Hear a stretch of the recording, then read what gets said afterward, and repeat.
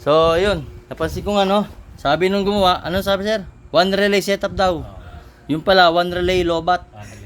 One relay lobat. O, tinihinang, sungaw. Yan o, tatanggal. Sus, karyo. Ay, hinang baya. O, tanggal. Pingas. O, wala na, o. Yan o, hinang. Hinang, sungaw. O. Ba? Useless. Yung white na po kasing ito, yan, orange po yan. Sa lumang Suzuki, orange yan. Diba? Sa flashy relay, yan yung orange. Yung pa rin naman nyo, walang pinagkaiba, na iba lang kulay.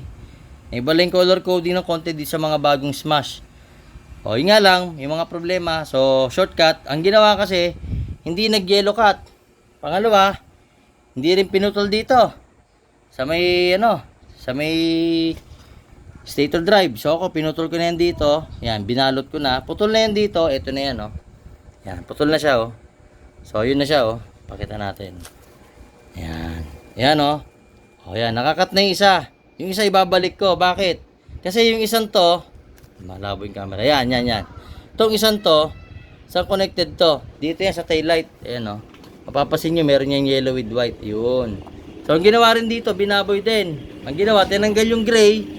Dinutungan ng wire, shortcut di ba? Nag-shortcut method pero parang mas naging matrabaho. Which is ito yung totoong shortcut. Wala kayong puputulin, wala kayong gagalawin sa socket. Ite-trace nyo lang yung gray. Ang kaduktungan niyan is yung yellow white. Ito, yan, yung yellow white. So nakita nyo yellow white. Connected yan dito. So ang gagawin nyo para maging battery operated siya, kung meron switch yung Smash nyo or kung wala, ida-direct nyo sa 87 ng power up. Ngayon, kung meron switch, ilalagay nyo rin sa switch. Pero yung main supply ng switch nyo, nasa power up sa 87. So, ganoon lang kasimple. Diba? Hindi tayo nag-backlash masyado ng harness. Konti lang. Ayan, tapos yung red, alam nyo na yung gagawin sa red, diba? Kukuhain nyo yung positive. Ida-direct nyo sa socket. Dito. Diba? Kasi, ayan yung fuse, ayan yung fuse, Connected, Dito yung fuse. Ayan. Dito yung fuse. Tinuro na ni Mentor Becky Works. Puputulin nyo, irerekta nyo dito. 10 amps na siya. And mas malakas yung power ng stock nyo ngayon. Diba? Garon din sa negative.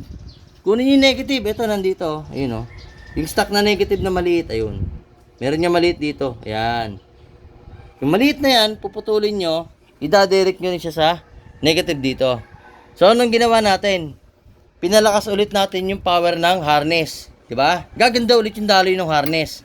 Kasi nga, nade-delay siya, nagkakaroon ng resistance. Ang tawag doon is resistance. Diba? Kung hindi nyo alam resistance, aralin nyo. Magbasa kayo ng mga libro ng electrical para magkaroon kayo ng knowledge sa resistance, sa volt, saka dun sa ampere. Para maintindihan nyo kung paano kinocompute yun, napakadali lang po nun.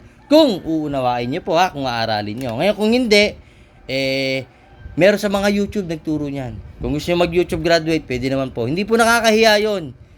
Bagkus mas madali na po kasi ngayon. Hindi katulad namin noon. Ako, nagbabasa ng libro. Self-learning. Hindi naman ako mahilig mag-YouTube noon Ako, more on actualization kasi ako. So, yun lang.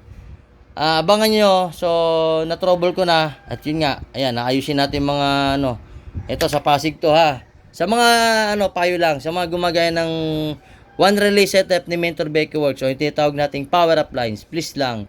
Kung hindi nyo pa po kaya, huwag nyo na mong kawawain yung customer. Bilhin nyo, siningin lang halos 2 plus. 2 plus, naka-power up budol. Ayun yung power up budol, Diba? Ganda ng wire, Ganda ng mga terminal, kaso walang hinang. Hindi nakahinang, tapos nakaipit-ipit lang. Ang ganda nga ng fuse, 30 amps nga lang. Putsang gala, puputok to. Puputok yung wire mo rito, masusunog. So, yun lang. Oo. So, ingatan nyo yung ganito, Hindi ko minamasama yung sayang, Ang ganda pa naman. Pero ako, hindi ko gagamitin yan. Tatapon ko po yan. Meron po kasi tayong, Bosch na original. Okay? Although, original din naman yata to. Nga lang, syempre ako, meron akong gamit. So, yung gagamitin ko. Yung gamit ko. At hindi ko nagagamitin to kasi nga mali na yung pagkaka-wiring. So ayan, patitunayin natin. Tingnan natin kung ano yung improvement ng motorsiklo ni Bossing after kung i-power apply. So napansin nyo, malinis na yung chassis. Malinis na yung kanyang chassis mismo, So, yung wiring na lang, medyo nagto-trouble pa kasi ako kanina.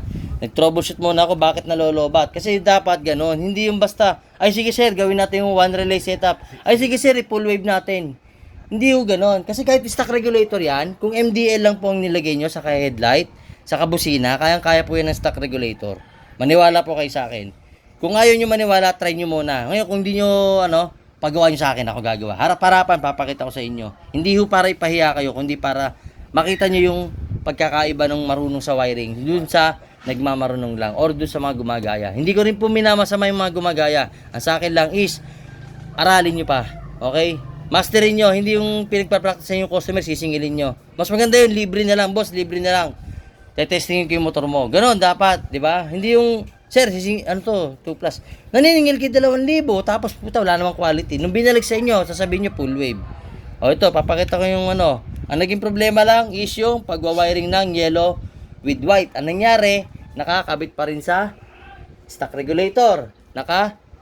AC drive pa rin yung mo. Kaso yung MDL mo, dun din tinap yung passing sa yellow with white dito. Ayan Kaya binaklas ko yung niya Ayan, nasugatan dito. Ayan, dito. Ayan, inayos ko na. Ayan Dito niya tinap sa yellow with white yung passing. So, ano mangyari?